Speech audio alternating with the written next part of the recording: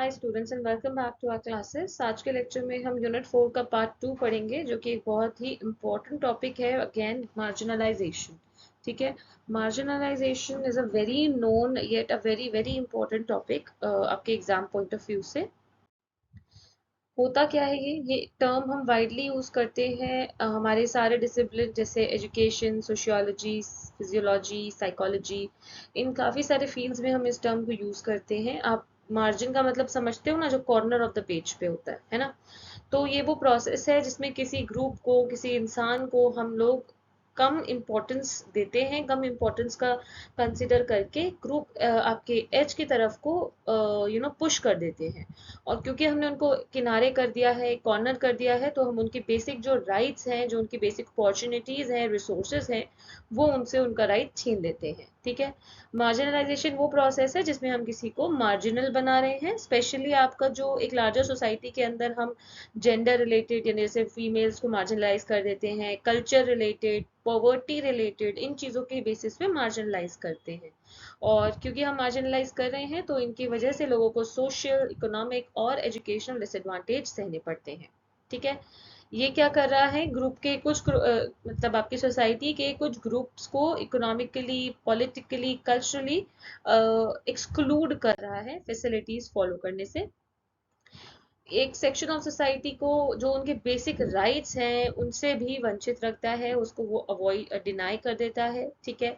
इसकी वजह से ऑब्वियसली अगर आप किसी को मार्जिनलाइज कर रहे हो, किसी को कुछ चीज़ों से अलग कर रहे हो, तो पॉवर्टी होगी उसको, एंड उनकी सिचुएशन कैसी है, डिस्क्रिमिनेशन हो रहा है उनके साथ, एंड इनके साथ लाइवलीहुड की इनसिक्योरिटी है, घर वगैरह, रोटी कपड़ा मकान की भी इनसिक्योरिटी रहती है। ठीक है।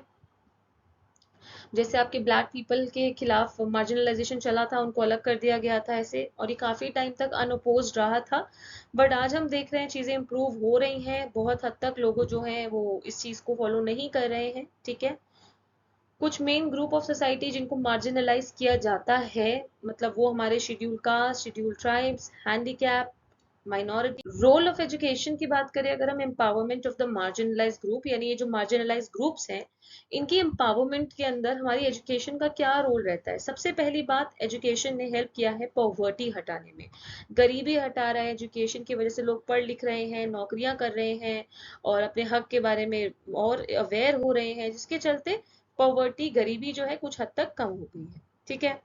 It has improve the self confidence. लोगों में सेल्फ कॉन्फिडेंस, देखो कॉन्फिडेंस, अगर आप अच्छे से चीजें पढ़ रहे हो, आपको अपनी चीजें, अपने बारे में पता है, अपने हकों के बारे में पता है, और तो इस तरीके से काफी आपके अंदर कॉन्फिडेंस आ ही जाता है। एजुकेशन की वजह से ही इंसान जो है उसको अपनी इंडिविजुअलिटी के बारे में, अपने आप के बारे में, अपने हकों के बारे में पता लगता है। इससे सोसाइटी के सोच विचार में भी काफी फर्क आया है। पढ़ लिख लिए हैं, पहले थोड़े से, अगर थोड़े अनपढ़ आप कह लो रहते थे लोग, तो उनको क्या था, वो इल ट्रीटमेंट करते हैं, उनकी रूढ़िवादी सोच होती है, विचार होते हैं। लेकिन जब पढ़ लिख लिए हैं, तो वो दूसरों को भी तमीज से ही ट्रीट करते हैं। एजुकेशन ने प्रोफेशनल एफिशिएंसीज बढ़ाई हैं, लोग प्रोफेशनल हैं, उनके अंदर प्रोफेशनलिज्म है। वो जाति पे के बेसिस पे, यानी जात पात पे थोड़ा अब अंतर कम ही कर रहे हैं। ठीक है। एजुकेशन की वजह से लोग थोड़े वेलकमिंग हो गए हैं, उनको एक दूसरे को एक्सेप्ट करना आ गया है, एक दूसरे में इतना डिस्क्रिमिनेशन वो नहीं कर रहे हैं। साथ ही साथ एजुकेशन के चलते ही लोग अपना वे ऑफ लिविंग जो है अपलिफ्ट कर पाए हैं, बेटर कर पाए हैं। ठीक है। कॉजेज ऑफ एजुकेशनल मार्जिनलाइजेशन, वैसे जो एजुकेशनल मार्जिनलाइजेशन होती थी, उसके वैसे कॉजेज क्या रहते थे, हाउस होल्ड पॉवर्टी है ना, गरीबी है घर में तो बच्चों को पढ़ा नहीं पा रहे हैं। चाइल्ड लेबर, बच्चे लेबर करने गए हुए हैं तो कैसे पढ़ेंगे। स्लम में रह रहे हैं, झुग्गियों में रह रहे हैं, स्कूल्स ही नहीं है, फैसिलिटीज ही नहीं है। डिसेबिलिटी, यानी बच्चों में कोई शारीरिक या कोई मानसिक ऐसे कोई दिक्कत है जिसकी वजह से वो पढ़ाई जाके स्कूल में अटेन नहीं कर सकते हैं। देन आपका HIV एंड एड्स, क्योंकि उनमें कुछ ऐसी बीमारियां बच्चों में हो जाती हैं due to their parents and their environment, जिसके चलते वो स्कूल्स अटेंड नहीं कर पाते। ठीक है।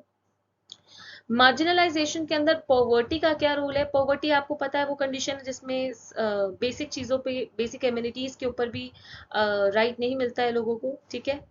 यूएसए ने क्या बोला है पॉवर्टी को, पॉवर्टी लाइन की मदद से एक्सप्लेन किया है।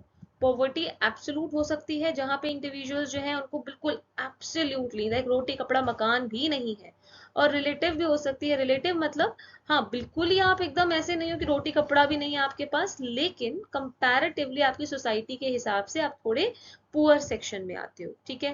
पॉवर्टी सिर्फ रिसोर्सेज के लैक कोई नहीं, बल्कि lack of opportunity, lack of good standard living, इनको भी हम कंसिडर करते हैं, ठीक है। लाइफ चेंजेस जो होते हैं इंडिविजुअल के एक्सेस में, मतलब वो बहुत डिपेंड करते हैं रिसोर्सेज के ऊपर। फॉर एग्जांपल एक इंसान जो पॉवर्टी में रह रहा है, उसके चांसेस तो हैं कि वो अपनी इकोनॉमिक स्टैंडिंग को इम्प्रूव कर सके, ठीक है।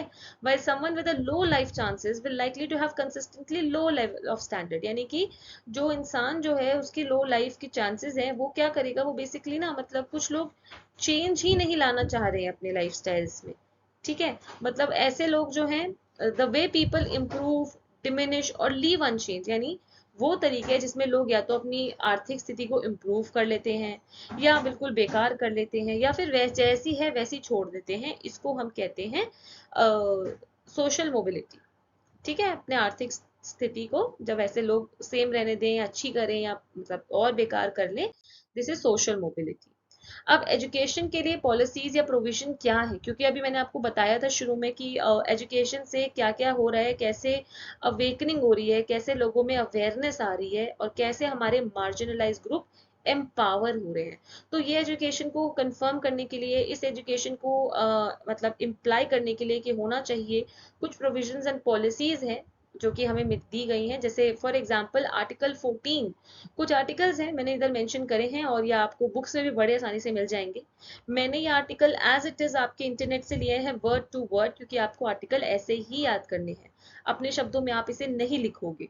तो आप कहो ये तो वहीं पे देखा है मैंने, तो ऑब्वियसली ये वहीं से लिया गया है, मैंने खुद नहीं बनाए ये आर्टिकल्स, ठीक है।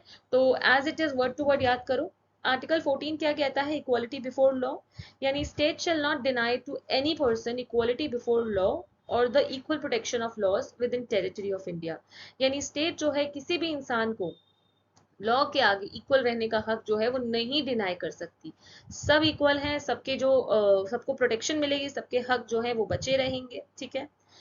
आर्टिकल 15 कहता है prohibition of discrimination on the ground of religion, race, caste, sex और प्लेस ऑफ बर्थ, यानी रिलीजन, धर्म के, आपके रंग के, आपके जेंडर के, किसी भी बेसिस के ऊपर डिस्क्रिमिनेशन जो है उसे बंद कर दिया जाए, प्रोहिबिट कर दिया जाए, ठीक है। स्टेट जो है वो डिस्क्रिमिनेट नहीं कर सकती इन सब फैक्टर्स पे बेस्ड। कोई भी citizen on the ground of this may be subject to any disability, liability, restriction और condition, यानी किसी भी इंसान को रेस, रिलीजन, कास्ट के बेसिस पे किसी तरीके की रिस्ट्रिक्शन, किसी तरीके की डिसेबिलिटी नहीं होनी चाहिए। Nothing in this article shall prevent the state from making any special provision for women and children, यानी इस आर्टिकल में जो भी है उसके कहने के हिसाब से क्या है कि कोई भी चीज स्टेट को विमेन और बच्चों के लिए कोई भी स्पेशल प्रोविजन देने से नहीं रोकती है। आर्टिकल 30 होता है राइट ऑफ माइनॉरिटीज, कि वो अपनी एजुकेशनल इंस्टीट्यूशन एडमिनिस्टर और एस्टैब्लिश करें, यानी कि जितनी भी माइनॉरिटी हैं, चाहे रिलीजन के बेस पे चाहे भाषा के बेस पे, वो लोग अपने उनका हक है कि वो अपने हिसाब से, अपने भाषा के हिसाब से, रिलीजन के हिसाब से एस्टैब्लिश करें और एडमिनिस्टर करें कुछ कोई भी इंस्टीट्यूशनल आपका जो एजुकेशनल इंस्टीट्यूशन हो, ठीक है। आर्टिकल 46 कहता है promotion of educational and economic interest of schedule caste, schedule tribe and the weaker section, यानी कि स्पेशल केयर देनी चाहिए एजुकेशनल और इकोनॉमिक इंटरेस्ट किसके, वो लोगों के जो वीकर सेक्शन से आते हैं, जैसे शेड्यूल कास्ट, शेड्यूल ट्राइब, ताकि उनके साथ कोई भी सोशल इनजस्टिस ना हो और उनको भी उनके सारे हक मिल सके, ठीक है। इस लेक्चर में आपको ना अलग अलग टॉपिक मिलेंगे, जैसे आप हो सकता है कभी कभार हम एक्सपेक्ट करते हैं अच्छा एक सारे कंटिन्यूटी में कुछ चीज चल रही है, यहाँ पे कुछ टॉपिक्स हैं जो मैंने उठा के इस पर्टिकुलर वीडियो में कंबाइन करे हैं। तो आप लोग अच्छे से अगर वीडियो देखोगे, अच्छे से आप टॉपिक को रिलेट करोगे अगर आप बुक के साथ साथ, तो आप समझ पाओगे कि हमने क्या इसमें डिस्कस किया है। So I hope it's all clear. Thank you for watching and keep learning students. Also do not forget to subscribe अगर आपको ये वीडियोस अच्छी लग रही हैं, बिकॉज हमने सारे जो चैप्टर अभी कवर कर लिया है।